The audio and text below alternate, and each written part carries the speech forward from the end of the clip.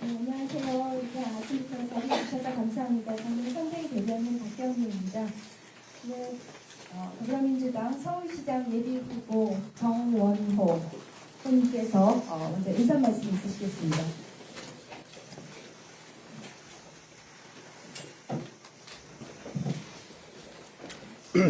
네, 안녕하십니까. 더불어민주당 서울시장 예비후보 정원호입니다. 12년 전 구청장으로 당선돼서 또 여러분들께 인사드리고 했었는데, 이제 구청장직을 사퇴하고 서울시장 예비후보로 1000만 시민과의 소통 창구를 만들어주고 계신 기자 여러분들께 인사드리게 돼서 남다른 감회를 갖고 있습니다. 지금 서울 시민들께서는 극한 경쟁 시대, 대전환기에 AI 대전환기 시대에 서울의 경쟁력을 염려하고 계십니다. 서울이 국제도시와의 경쟁 속에서 아시아의 경제문화 수도로서의 역할을 할 수 있을 것인가에 대한 걱정이 있으십니다. 또 한편으로는 서울시가 과연 시민의 삶을 편안하고 안전하게 뒷받침하고 있는가에 대한 의문이 있으십니다. 저는 서울시는 시민의 삶을 응원하고 시민의 일상을 편안하고 안전하게 뒷받침하는 서울시, 글로벌 경쟁시대, 무한 경쟁시대에 국제도시와의 경쟁력의 우위에 서서 대한민국의 경쟁력을 높이는 그런 아시아의 경제문화 수도, 글로벌 G2 도시 서울을 1000만 시민과 함께 만들어가고자 출마하였습니다. 오늘 기자 여러분들과 함께 오늘 첫 자리에서 출마에 인사를 드리고 또 일일이 기자 여러분들과 함께 인사드리면서 향후 많은 소통을 해 나갈 것을 여러분들과 함께 다짐하며 인사드립니다. 고맙습니다. 네. 그럼 지금부터 질의응답 시간을 갖겠습니다. 질문 있으신 분은 손 드시고 소속과 성함을 먼저 밝혀 주시고 가능하면 간략하게 질문을 해주시기 바랍니다.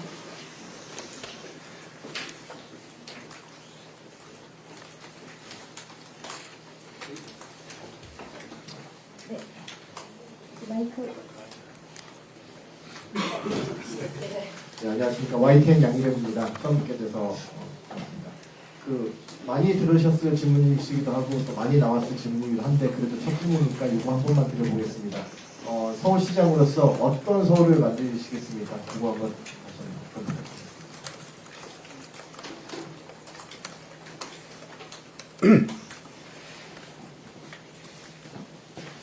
네, 서울은 이제 대한민국의 수도로서 대한민국의 경쟁력을 이끌고 선도하는 그런 도시가 되어야 되기 때문에 그런 역할을 위해서는 아시아의 경제문화 수도로서 위치를 하고 있는 그런 서울, 그리고 한편으로는 1000만 시민의 삶을 든든하게 뒷받침해야 되는 그런 또 과제가 있다고 생각합니다. 시민의 일상을 든든히 뒷받침하는, 안전하고 편안하게 뒷받침하는 그런 서울이 저에게 있어서 첫 번째 과제라고 생각합니다.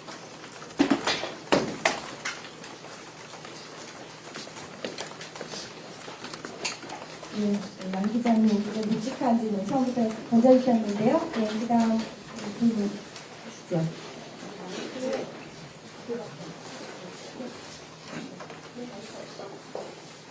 네, 안녕하세요. 아시아투데이 박지입니다. 그날 고창에서만 뵙다가 이렇게 되니까 또 색다른 감이 있는데요. 우선 이제 두 가지만 여쭤보겠습니다. 그 지금 캐치프레이즈가 하나씩 착착인데 첫 그 방문으로 시장부터 이렇게 보시는 것 같아요. 오늘도 가시고요. 네. 그 시장 중심으로 일정을 짜신 이유가 뭔지 좀 궁금하고요.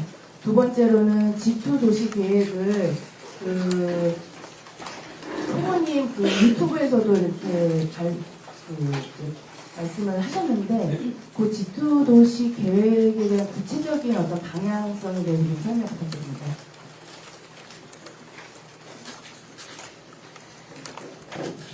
네, 먼저 저희 G9가 하나씩 착착인데 이제 서울에 현존하고 있는 다양한 문제들을 하나씩 착착 풀어나가겠다라는 의미이고 첫 일정으로 시장을 간 건 시민들의 삶이 가장 잘 드러나는 것이 이제 시장이라고 생각했습니다. 그래서 시장에 찾아서 골목 경제와 또 서민 경제의 상황을 좀 보고 또 많은 민주당의 후보들, 지역에 있는 후보들과 함께 이번 선거는 시장 선거뿐만 아니라 구청장, 시의원, 구의원 선거를 함께하고 있는 것이기 때문에 그런 후보들과 함께 또 소통하면서 서로 이 선거에 대한 다짐들을 하는 그런 시간들을 가졌습니다. G2 도시는 서양에서는 뉴욕, 동양에서는 서울, 즉 저희가 국가로서 G2가 되는 것은 굉장히 어려운 문제지만 도시로서 서울이 글로벌 G2가 되는 것은 가능하다고 생각합니다. 그래서 아시아의 경제 문화 수도로서의 서울의 위치를 정립한다면 글로벌 G2로서의 역할이 가능하다. 그래서 도쿄, 싱가포르, 또 국경 상해와 경쟁해서 경쟁력의 우위를 점해서 자본과 또 인재와 기업이 몰려오는 서울, 그리고 또 그런 기업들이 성장해 나갈 수 있는 서울을 만드는 것이 저희의 글로벌 G2의 목표 중에 하나입니다. 자세한 내용은 글로벌 G2 공약이 별도로 발표될 예정이기 때문에 참고해 주시면 감사하겠습니다.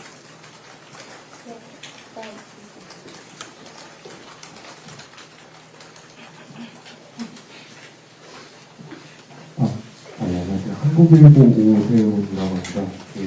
방금 말씀하신 것처럼 서울 경쟁력 G2 이런 걸 말씀해 주셨는데요. 서울시장 오세훈 시장은 말씀하신 지금 하면서 많이 지금 글로벌 5위까지 올랐다. 그걸 좀 많이 내세우고 있는 상황입니다. 그러니까 이거에 대해서 좀 부족하다고 시장께서 생각하는 건지, 그러니까 후보께서 생각하시는 건지 그런 거 여쭙고, 또 아까 모두 발언 중에서 시민들이 AI 대전환 시대에 서울의 경쟁력을 염려하고 있다라고 말씀해 주셨습니다. 그러니까 시민들이 서울의 경쟁력 어떤 거를 구체적으로 염려하고 있는지 이 부분 좀 여쭙고 싶습니다.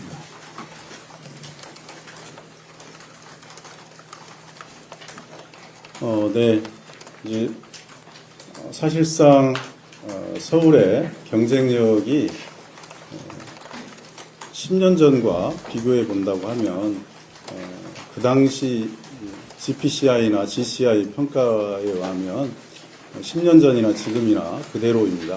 물론 그 사이에 2020년과 21년 거기에 서울시장 부재인 상황 때 상당히 떨어져 있는 것이 감안해 봤을 때 그때만 일시적으로 떨어져 있었던 거고, 그거는 원인이 서울시장이 부재 중인 상황이었다는 일시적 원인, 또 특수한 원인이었고요. 그걸 빼고 나면 사실상 거의 비슷합니다. 10년 전과 지금이. 그래서 그런 부분에 있어서 저희들이 조금 더 나아갈 필요가 있다라는 말씀을 드리고, 글로벌 평가에 있어서 서울시 평가가 지금 못 나아가고 있는 이유 중에 하나는 시민의 삶의 질의 문제, 교통을 비롯한 시민의 삶의 질 문제가 또 주요 원인이다라고 하는 이유도 있기 때문에 삶의 질을 향상시키는 것이 서울의 경쟁력을 또한 경쟁력 올리는 방법 중에 하나이다. 라는 말씀도 아울러 드립니다.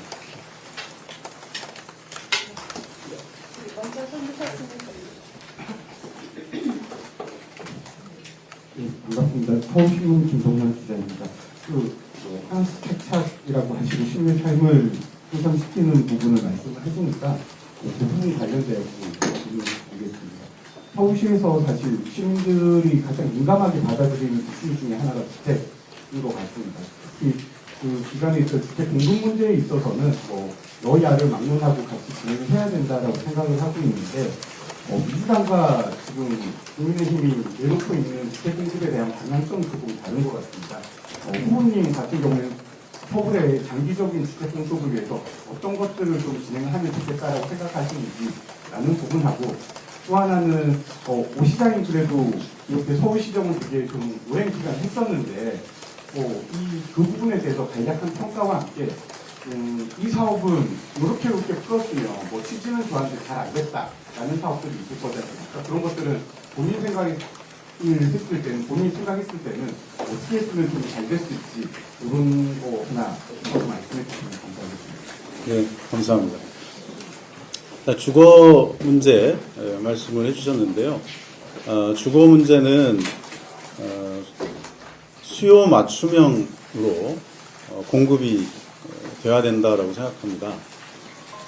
다양한 수요가 있고 서울 시내에 930만 시민들의 각각이 원하는 그런 수요들이 있는데 그런 수요들을 크게 보면 한 4가지 정도로 좀 정리해 볼 수 있을 것 같습니다. 첫 번째는 재개발, 재건축, 민간 아파트. 재개발, 재건축으로 해서 공급되는 아파트는 대부분이 고급형 아파트들이 공급이 되고 있습니다. 그런 부분들도 수요자들이 많기 때문에 그 부분도 잘 진행돼야 되고 지금 오세훈 시장의 이 사전 협상을 위주로 하는 그런 기획들이 많은 이제 시민들로부터 또 호응이 있었다고 보는데 실질적인 성과와 무관하게 그런 호응은 있었다고 보고 그런 사업들이 착공까지 그러나 챙기지 못하는 그런 또 한계가 있어서 저는 그걸 신통기획을 착공까지 책임지는 착착 개발로 진행해서 속도는 빠르게 하고 또 책임감은 높여서 더 안전한 이 재개발, 재건축이 도시정비 사업이 될 수 있도록 하겠다라는 게 이제 첫 번째 과제, 첫 번째 일이고요. 두 번째는 이런 고가의 민간 아파트뿐만 아니라 실속형 아파트를 공급해야 한다.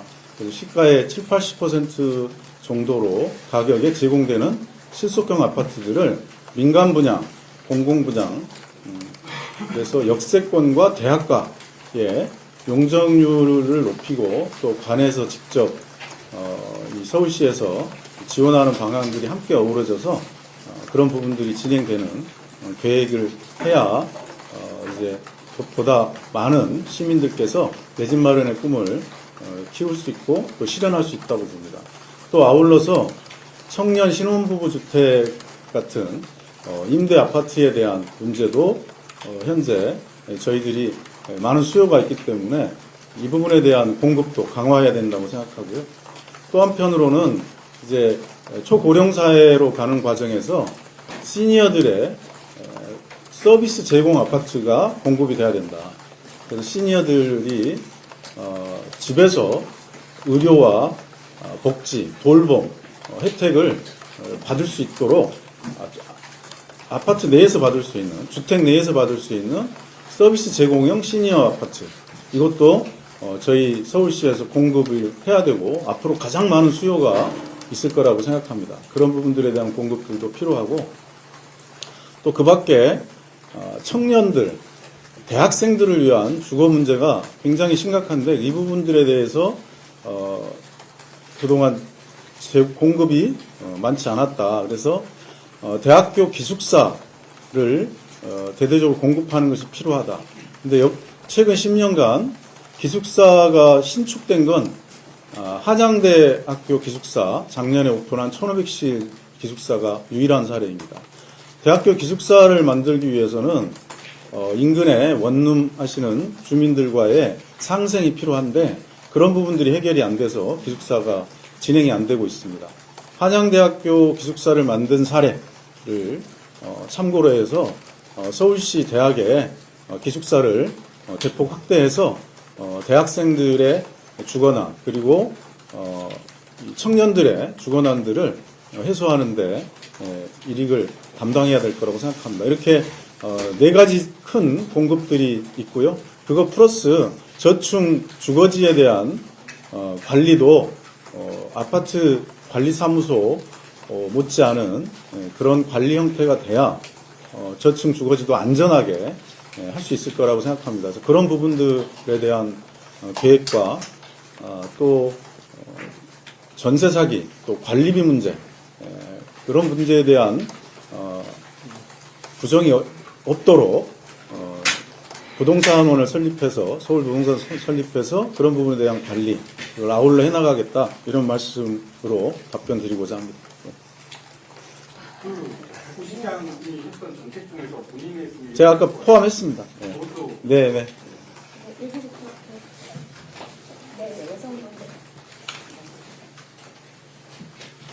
안녕하세요.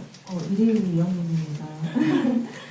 사실 제가 드리고 싶은 질문은 아까 말씀해주신 그런 각종 사업에 대한 계획과 그리고 이제 페이스북에서 최근에 올려주신 소상공인이 이제 시민 그 공공 요금 안정 공공 이제 죄송합니다.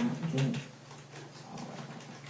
네 그런 이제 그 공공요금 부담 안정에 대한 그 재원을 어떻게 마련하실 계획이신지도 좀 여쭤보고 싶었어요. 사실 다 너무 좋은 내용인데 서울시 같은 경우에 지금 뭐 서울 재정 포털에 올라온 내용 보면 2024년 기준으로 155조 원 넘는 이제 부채가 있고 사실 실현 기간까지 포함하면 더 많은 그런 문제가 있습니다. 네, 이런 가운데 사실 공공요금 인상 어떻게 억제하면서 소상공인도 지원하고 이런 부동산 장기 대책을 이제 펼치실 계획인지 보다 구체적인 설명 부탁드립니다. 네. 아마 어제 올린 내용이실 텐데요.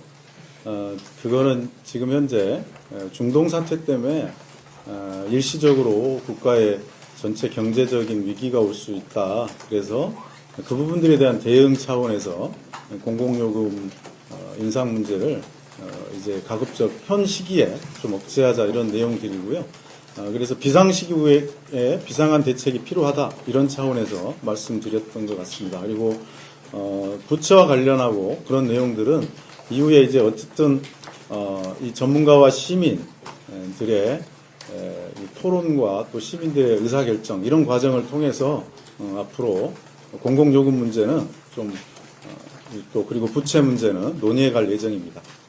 그리고 말씀드린 건 현재는 비상시국이기 때문에 현재에 맞춰서 말씀드린 거다 이런 말씀드립니다. 아까 후보님께서 서울신문 기자님께 답변하시는 과정에서 한양대학교 상생학사 1500실 말씀하셨는데 성동구청장 시절에 후보님께서 직접 하셨다는 것 제가 강조해서 한 번 더 말씀드립니다. 네.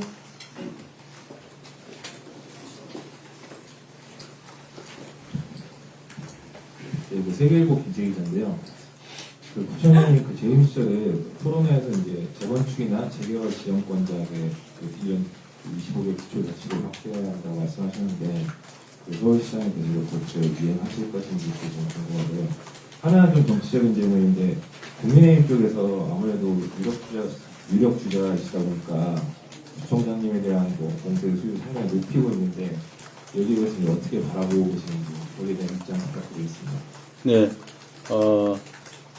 정비구역 지정권자 관련한 문제는 제가 아까 조금 전에 말씀드린 착착기획안에 설명을 좀 드리면 착착개발이라고 저는 재개발, 재건축에 있어서 정원호표는 착착개발인데 그게 핵심은 정비사업 지정권자를 크게는 1000세대가 이제 1000세대 이상은 대형이고 그 밑에는 중소형이니까 1000세대 미만은 구청으로 이양해서 구청에서 직접 관리하게 하겠다라는 건데, 일단 단계적으로 먼저 500세대부터 해서 부작용이 있는지 또 뭐 장단점을 좀 비교해서 할 수 있도록 500세대부터 시작을 하려고 합니다. 500세대 미만부터 구청에 정비사업 지정권자로 구청장을 추가해서 구청에서 진행할 수 있도록 그렇게 할 예정이고요. 거기에 각 정비사업 구역마다 공무원으로 매니저를 두어서 지정 매니저가 직접 그 정비사업에 대해서 도움을 줄 수 있도록 그렇게 하려고 합니다. 이것을 합쳐서 그리고 이건 준공까지 착공까지 다 이제 전 기간에 걸쳐서 도움을 주는 그런 제도. 그래서 조금 더 안전하고 또 빠르게 재정비 사업이 될 수 있도록 그렇게 하는 것이 착착 개발입니다. 그리고 이제 국힘에서 저에 대한 이제 뭐 비판 이런 것들은 뭐 1위 후보에 대한 시민들의 열망을 이제 뭐 흠집을 내고자 하는 그런 노력이라고 보는데요. 뭐 1위 후보로서 당연히 뭐 겪어야 될 일이지만 한번 해명이 된 일이면 반복해서 하는 건 정말 전형적인 네거티브다 이렇게 생각하고, 그런 부분들에 대해서는 조금 더 정책 경쟁으로 가는 것이 좋지 않나 이런 말씀을 드립니다. 후보님께서 네, 저희 캠프 메인 슬로건 중에 하나가 하나씩 착착인데요. 이제 뭐 차근차근 이런 의미도 있고 착공까지 밀착하여 이런 의미에서 착착도 있고 여러 가지 중의적으로 쓰고 있습니다. 네. 뒤에 하나밖에 없어서 네. 내일경제 인형신이라고 합니다. 아까 주택 관련된 질문 나왔고 후보님께서 경쟁력, 서울 경쟁력 관련해서 계속 강조했었는데 용산 국제 업무지구에 관련해서 그들이 굉장히 중요한 건인데 후보님께서는 그 용산 국제 업무지구의 적정 주택 규모 그게 이렇게 올라오지 않습니까? 그거에 대해서 어떤 견해를 가지고 계시는지 말씀 부탁드립니다. 네, 먼저 용산 국제업무지구는 글로벌 G2 아시아 경제문화 수도로서의 서울에 있어서 아주 중요한 곳입니다. 저는 용산 국제업무지구가 아시아의 글로벌 헤드쿼터들, 국제 이제 글로벌 기업의 아시아 헤드쿼터들이 서울로 오게 하는 주요한 거점이 될 수 있고, 또 서울에서 글로벌 기업들이 성장할 수 있는 중요한 거점이 될 수 있는 것이 용산국제업무지구다라고 생각하고, 지금 그러나 현재 서울시 계획으로는 그것을 이루기가 어렵다. 왜냐하면 이점이 없기 때문입니다. 기업들이 용산국제업무지구로 오려면 두 가지 이점이 확실하게 챙겨져야 합니다. 하나는 비자. 왜냐하면 헤드쿼터들이나 그런 글로벌 기업들이 올 때 보통 헤드쿼터의 임원들이나 이런 분들은 가족 단위로 움직이기 때문에 비자 문제에 있어서 좀 다른 비자가 필요하고, 그런 것에 대해서 완화하는 그런 조치가 있어야 되고, 두 번째는 법인세 부분이 좀 메리트가 있어야 합니다. 그런데 지금 그런 부분들에 대한 계획들이 용산국제업무지구에서는 이루어지고 있지 않습니다. 저는 용산국제업무지구를 국제업무 특구, 강소연구개발 특구로 지정을 해서 그곳에 비자 문제와 그다음에 법인세 문제를 완화해서 기업들이, 글로벌 헤드쿼터들이 서울로 올 수 있는, 그리고 서울에서 글로벌 기업들이 성장할 수 있는 그런 기반을 만들고자 하고, 이건 정부와 긴밀히 협의해서 만들어야 하기 때문에 그런 부분에서 정부와 긴밀히 협의해서 글로벌 업무 특구로 만들어서 서울의 경쟁력을 강화하는데 이바지할 수 있도록 하겠다라는 거고요. 거기에 있어서 아파트가 8,000세대냐 만세대냐는 별 중요하지 않다. 예, 다만 이 만세대도 충분히 할 수 있는 구조이니까 만세대를 하면서 또 정부와 협상해서 특구 문제 이런 문제도 함께 풀어나가겠다라는 거고요. 이미 거기 용산에는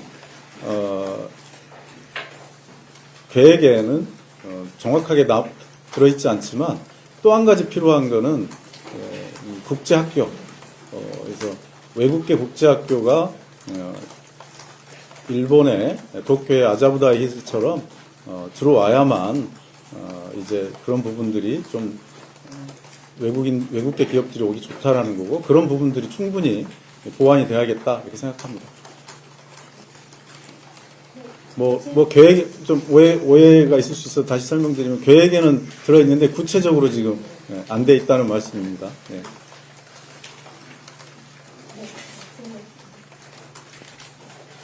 네, 안녕하세요. TV조선 부장입니다. 네. 한강버스에 대해서 좀 여쭤보고 싶은데, 후보님께서 이제 한강버스에 대해 비판적인 목소리도 많이 내셨고, 근데 지금 이미 선착장이 지어져 있고 벽을 뚫고 있잖아요. 후보님이 생각하시는 한강버스의 가장 큰 문제점은 무엇이고, 시장에 되신다면 이 한강버스 구조를 어떻게 바꾸실 생각이신지 궁금합니다. 네, 한강버스 문제에 있어서 제 의견은 일관적입니다.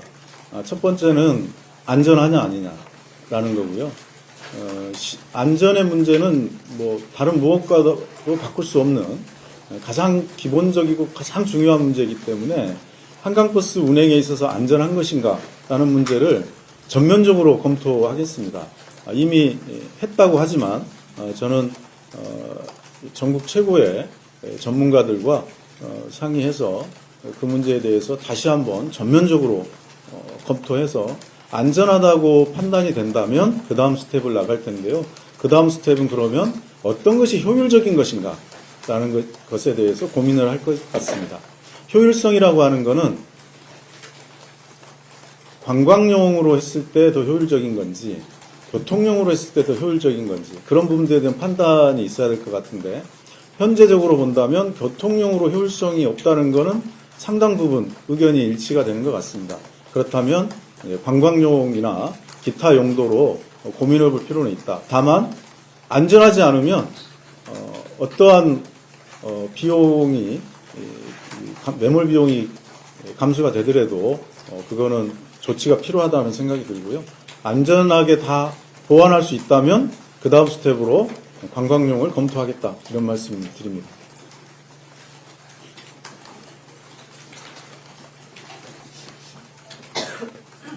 한겨레 정치관입니다. 그동안 세금이 아깝지 않은 서울을 지속적으로 말씀하셨는데요.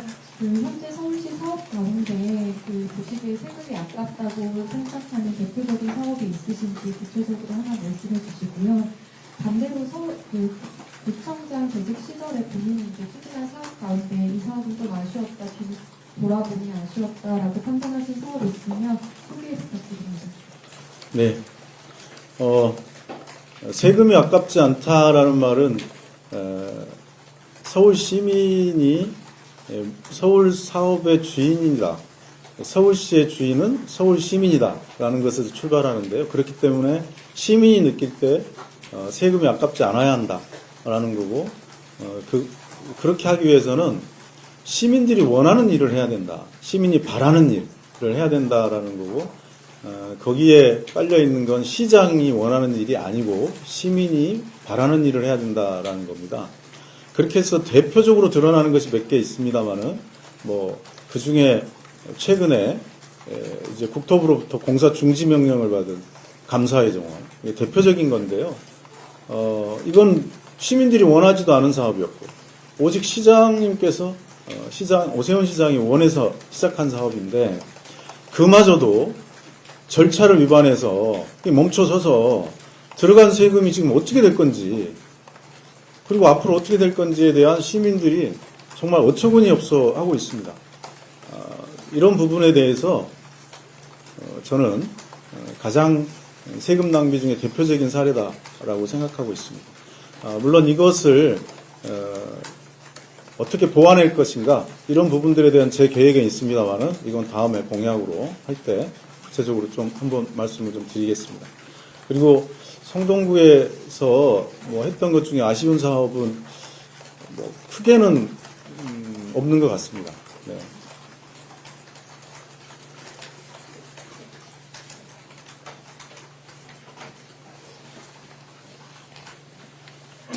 예, 전자신문 정현정 기자입니다. 1호 공약으로 인공지능 기반 조건 충족 문화화 시스템 세우셨는데요. 이거 좀 1호 공약으로 내세우신 배경도 궁금하고요.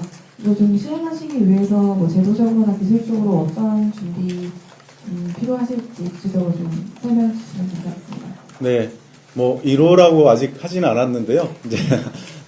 이제 저는 이제 서울시의 주인은 시민이라면 시민들께서 예측 가능할 수 있어야 한다. 서울시의 행정에 대해서 예측 가능할 수 있어야 된다고 생각합니다. 그러나 지금 서울시도 그렇고 각 구청도 그렇고 사실 시민들이 어떤 인허가 사업을 하나 진행하기 위해서는 굉장히 그 예측 가능성에 있어서 의문이 많은 거죠. 그래서 이게 과연 될까 안 될까 이런 부분들에 대해서 사전에 이제 확신을 갖고 일할 수가 없는 것이 지금 한계인데요. 그래서 매번 불안해 하시죠. 그런데 저희가 AI를 기반으로 해서 사전에 내가 만든 서류가 허가 신청서가 허가를 받을 수 있는지 그런 조건을 갖추고 있는지에 대해서 사전 검토가 가능하다면 그래서 사전 검토상 모든 조건을 충족했다라는 것을 확인할 수 있다면 그리고 그걸 제출하면 주무관청에서는 이의 없이 무조건 허가를 해주게 하는 그런 제도를 만든다면 우리 행정에 있어서 시민 주권이 훨씬 더 커질 것이고 시민들의 만족도 그리고 이런 건 더 높아질 것이다 라고 생각합니다. 이미 싱가포르에서 그 부분들에 대한 시험이 있었는데요. 속도는 빨라지고 기간은 반으로 줄었던 그런 결과들이 있어서 그런 측면에서 저희가 앞으로 시행하고자 하는데 조건만 충족이 된다면 무조건 자동으로 허가되게 하는 그런 제도들을 도입하려고 합니다. 네, 저희가 지금까지 10개의 질문을 소화했는데요. 마지막 질문으로 하겠습니다. 안녕하세요. 더팩트 정세현 기자입니다. 앞으로 이제 민주당 후보들과 경선도 치르셔야 하는데 후보님만의 강점 또는 경쟁력이 무엇인지 좀 말씀해 주시면 감사하겠습니다. 네, 요즘 시민들께서는 시장을 바라보는 행정가로서의 시장을 바라보는 기준이 좀 달라진 것 같습니다. 이제 뭐 거창한 비전이나 또는 명망성 그런 것의 기준으로 하기보다는 실질적으로 시민의 삶을 변화시킨 경험이 있는지 그런 성과가 있는지 이런 부분들에 대해서 더 큰 기준점을 두고 있는 것 같습니다. 그런 측면에서 저는 시민의 삶을 변화시키고 또 시민의 만족도를 높인 그런 구체적인 성과, 경험이 있기 때문에 그런 측면이 저의 강점이 아닌가 이렇게 생각해 봅니다.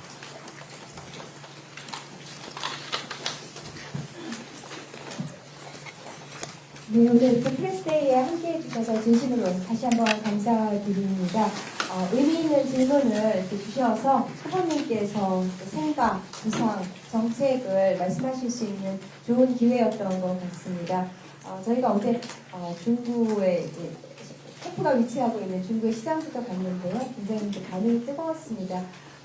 스킨십도 많이 하시고 먹방도 많이 하셨는데요. 앞으로 가열찬 취재 부탁드리고요. 다 같이 뜨거운 박수로 마무리를 하겠습니다. 그리고 후보님께서 이렇게 쭉 도시면서